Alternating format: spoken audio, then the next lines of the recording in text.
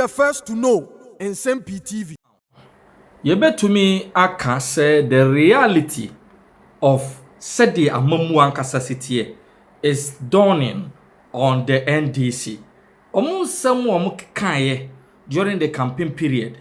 Omo nsɛm a omo kekaye after you see handy over oman di ma womo, and they being faced with the reality what is actually happening on the ground no ama omo nsɛm kaye no esesa. Seriously esesa. Now myjoyonline.com an interesting article about ya omo to an interviewer omo ne yewura John Jinapor on AM Express show ewo Joy Prime. Then someone John Jinapor kan no in fact esre na Ghana for no credit ya turn your color TV they are cut black and white. 3 important questions on Busa John Jinapor. Yedi kan Busa John Jinapor say, since the NDC aban be take over, cedi no into me stabilize a papa against the major trading currencies, titru and the dollar. Enti omo Busa John Jinapor say, a day na going forward, omo hunu efa sa problem ya exist from time immemorial. Ya omo betumi aye Ediabwa a stabilize the cedi against the major trading currencies. John Jinapor ko be na no I was say the only way ebetumi a stabilize yen cedi against major trading currencies is through the purchase of gold for the Bank of Ghana. Now he fully endorses the purchase of gold for Bank of Ghana to back our cedi. John Jinapor na kasase. Ana omubusa say, is this not the same idea implemented by His Excellency Dr. Mahmoud Bawumia? Ebra oye say, nya dia Ghana ye be pene ama ye gold ye tu no oma yi mu no, a huge percentage of it ye dia come on it. Bank of Ghana with the sole responsibility to purchase gold that ye tu no ha. Na yam building and gold reserves to back our cedi. And amu babonte be kan say sa initiative no sabi nyansa nim eho hia eye kwan a His Excellency na Nana Dankwa Addo na ban epeso mo faso wia Ghana gold na it is a second version of a Japan na eye sei na eye se na eye sei ya mo ba na nsen a mo be ka kire Ghana for say sa gold purchase program His Excellency Dr. Mahmoud Bawumia introduce ye nei Bank of Ghana a confirm through their report on our economy say Ghana was 30.8 ounces of gold reserve. Ne value assume $3.8 billion. And no can who binti ne gross domestic product. E mwatre treye ne Ghana ye GDP ewura into trillions. Enyamwa John Jinapor ko bi na no a say omo anka ne baby ada say gold purchase program His Excellency Dr. Mahmoud Bawumia introduce you na nya de papa na emwa cedi no enya enough strength to compete against major trading currencies. Na de na omo kan say gold purchase program na His Excellency Dr. Mahmoud Bawumia buy na akwa say Bank of Ghana gold no omo ton from major mining companies, big mining firms, na no muto go from home, omitting the small scale mining companies. Enunti eno mba yo mabe form gold board. Lawyer Sabi Jamfi Dano from Precious Mineral Marketing Company PAMC say omo emi omo akwaban mu na omo emma small scale mining companies no emma on board the gold purchase program. Said they be ye tobie free Anglo Gold, ye tobie free Precious Mining, ye tobie free Goldface Ghana, ni ye tobie nso de free small scale mining companies e wo man yi mu. Said they be ye betumi a build ye gold reserves on 10. Na ye dey show up our week cedi. John Jinapor answer with my ti na die Omo ankasa proposal omo de ba omo manifesto mu ano omo say the only way to stabilize the cedi is by cutting import of certain goods, because Ghana ye import ebrebia ebro ye export enti ema ye nsika no yes sad the cut dollars any other trading currencies ko ton yoma ba na e devalue no to omo ba ade omo be ye ne se one omo be cut import for some commodities yomo bo di bebrebe na two through the intervention of the 24-hour economy no omo dia bie oman no sikasam hihye mu na dwadie nsam no in fact emu abie said ye be sika kasa be po man yi mu na message na hoden. These were their proposals. These were some of the messages they were selling out there, but the need when reality dawned on them omo hunu say 24-hour economy ye fan stabilize city they no omo keka no enya juma, but the need ade e be ye juma ne say let's have enough gold reserve to back our currency. Now, His Excellency Dr. Mahmoud Bawumia has been vindicated. The attempt on this gold purchase program. And in the name of Makwa, don't Jinapor. His Excellency Dr. Mahmoud Bawumia, Nebo at the Aman. Question number 2, Yomubusa and say, a quiet bang and a ombe faso abua ama oil prices. Oil prices above form. And they may quote to John Jinapor now. Or say John Jinapor answered that they will be leveraging gold-backed forex exchange to provide crucial financial support to bulk distribution oil companies, independent power producers, and other key sectors in the oil industry to ensure that we do not continue to pay dollars for the oil, but could be done on the leveraging of exchange of gold. And Dr. Mahmoud Bawumia gold for oil policy no almost say so it is not transparent chrono and they join Jinapor and ya oil nko opeso asafe de almost and gold and the independent power producers IPPs omuka bra ye electricity dey from ho policy no a obi de ba ye nya krono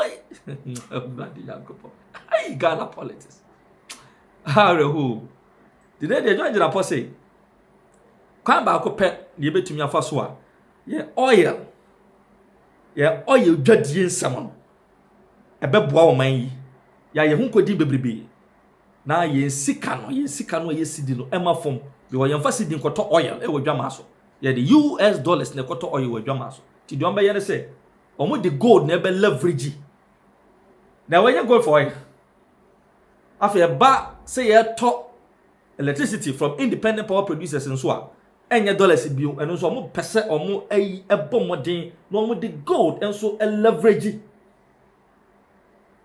through the payment of the services of independent power producers and other key sectors. Enti asem we and Dr. Mahmoud Bawumia dwene ho years ago kan ye say Ghana yensi di benya hoden yensi kasam tutu ye begina brania. It is only one principle, that is to back our currency with gold, to be able to trade gold for other key sectors of this economy. Other than that, see the dinya hoden da. Asem about Dr. Bawumia kai.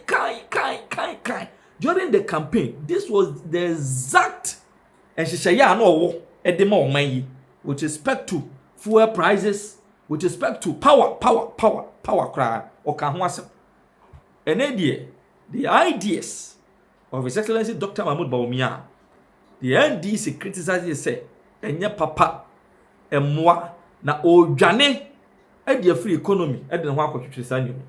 And the reality has dawned on them. Let me quote some of the words. They be a day or say,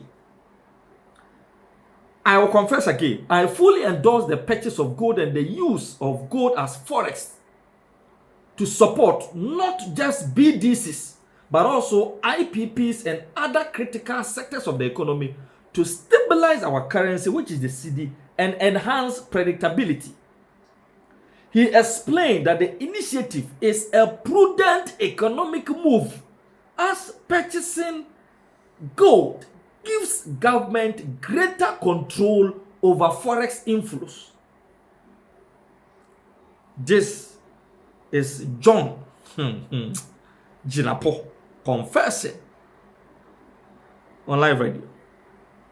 Where is sir? We should expect this and many more. Me say, Enru afeni yawo 2025. Yenru 2027. Yenru 2027. Na onye critical analysis of the NDC's performance in government. Ube who say, sa die no omoko launch ya no omofo the manifesto no. Emu 99% anya adwuma. Ube who say His Excellency Dr. Mahmoud Bawumia ne roadmap ya ohihye ye wo UPSC ka ho asem throughout the campaign. Eno nko a and at the NDC the year.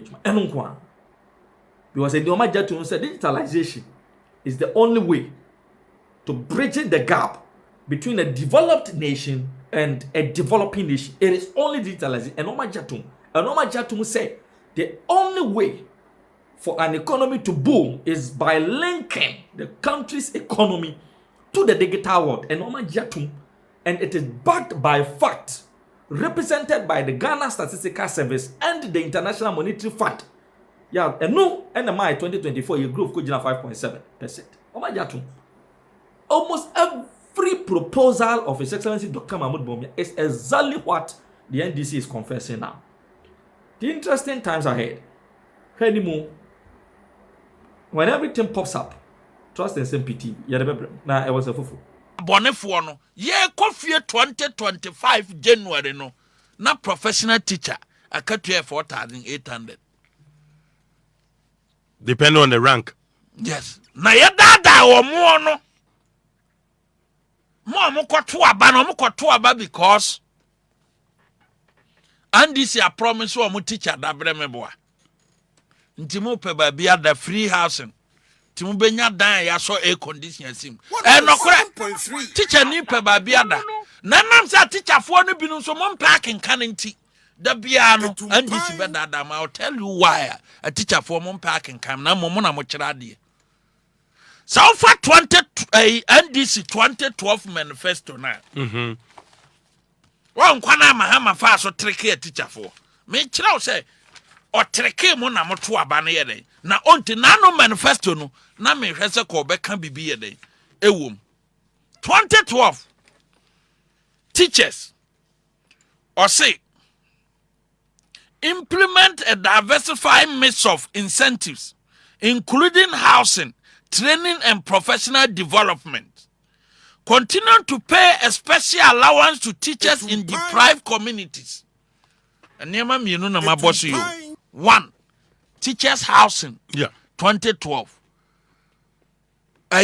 Deprived communities. You have more allowance to motivate them. But 2013 to 2016, a teacher for housing there was fine. And now said 2012 or kind of brofum said teachers housing. Remember what? 7.3. Some kind of brofum. Yeah, what kind of brofum? Teachers housing 2024 manifesto. See in your kind. Na say mo boa mo ho a ka mo be hu say o dadam e do 2024 no wasesa brofo no e de ko twi na manifesto e tron twi mo oh antire twi mo so ndo twire ni twi na de ma mo e duro 2020 no 2024 no o say introduce a special allowance 20% of basic salary. Mamenkoha. Or say institute teacher dabre project to provide accommodation. But teacher dabre need. Cheap. And a 2012 or kind of brofo. And a 2024 can say. Or be kind of cheap. Into park and can I think kabunzo or dada. 107.3. Nano. Okay, ya teacher 40 C chrome. Afena ya bai baba mahama maye tosu mienu de eye papa china na ado amamuo no ehemfa e na oka ya teacher for manifesto no a teacher for a mokɔto aba because yɛse yɛbɛma mo housing ɛwɔ kurom ha afei deɛ yɛbɛsisi ada woyɛ teacher ni obenya bi ada woyɛ teacher ni ne postu a wobenya baabi atena no but your manifest budget no ana no yɛkɔmaa yɛ no ato force on the desoma no no kɔ read o or you just a reader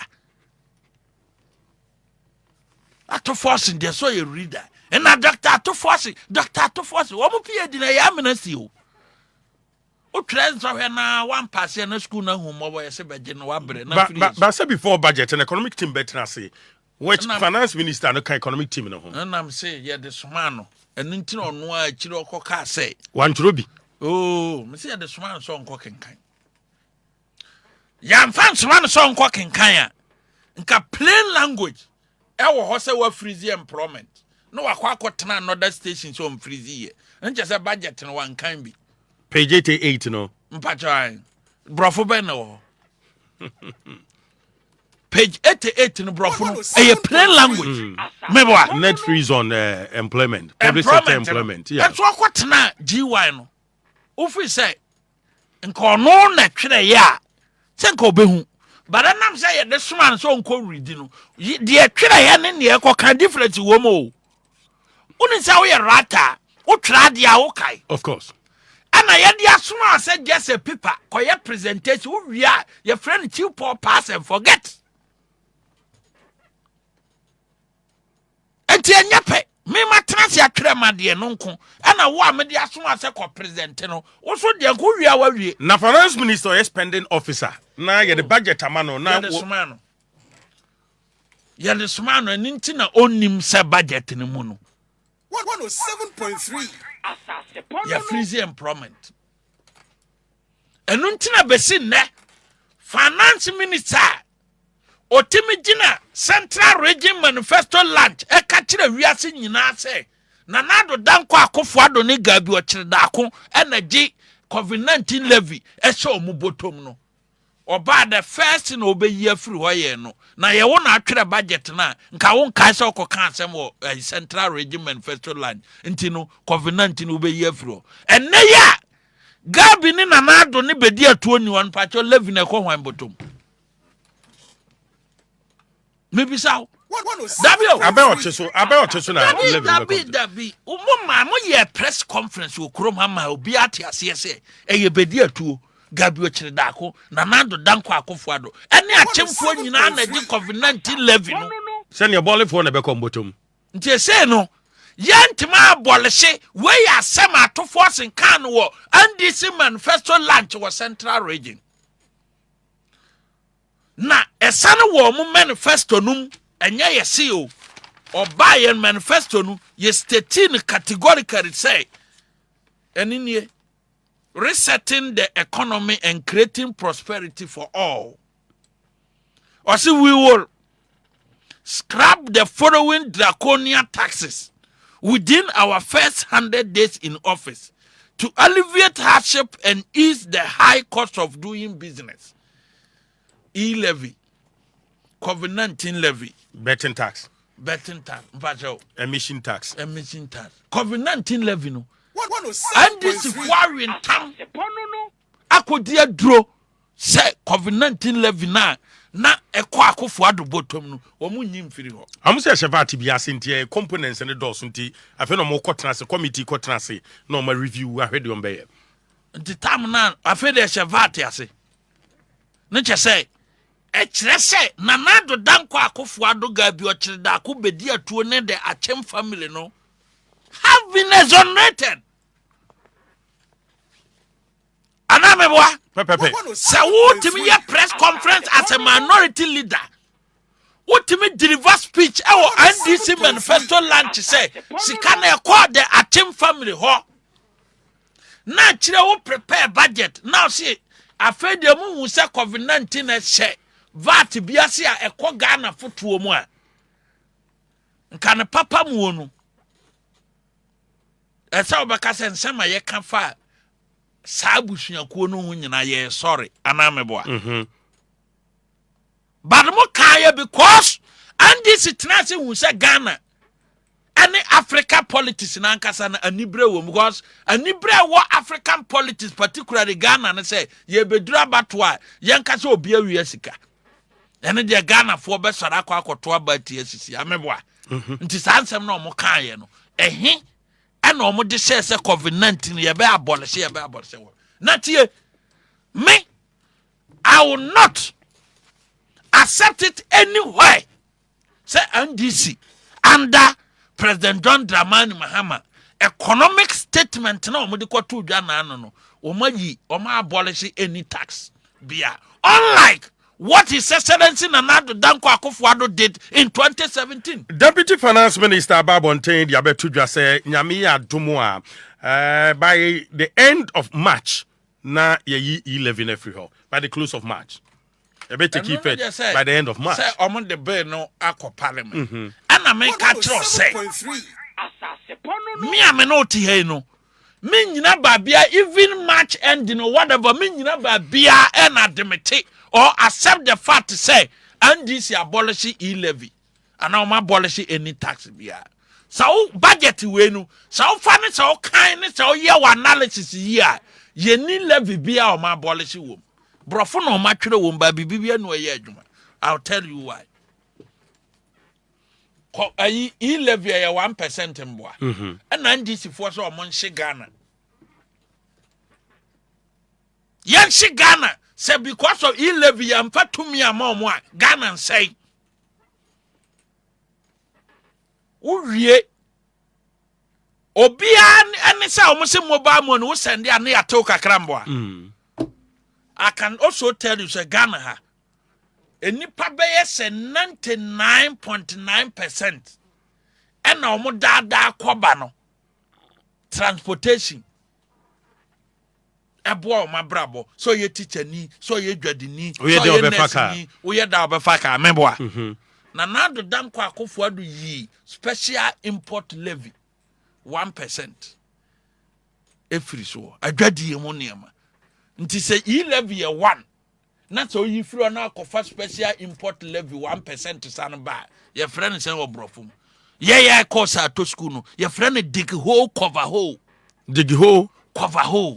yeah ye course ato school no 107.3 asase pono no huh why e-levy 1% o wie ya wakwa akofa special import levy aba eno so ye 1%. Nti ande nya emponte na betua Robin Peter to people. nti ano de ye brofo e wa chire dig hole cover hole 107.3 asase maybe so special import levy na o ma introduce no awo mrahye bedwam no a se Ghana fo nyina na e betua no so ye 1% e-levy so ye 1% nti wo kwasie e-levy no na wa another special import levy enti eno wa abolish bibi uwia unwie growth and sustainability levy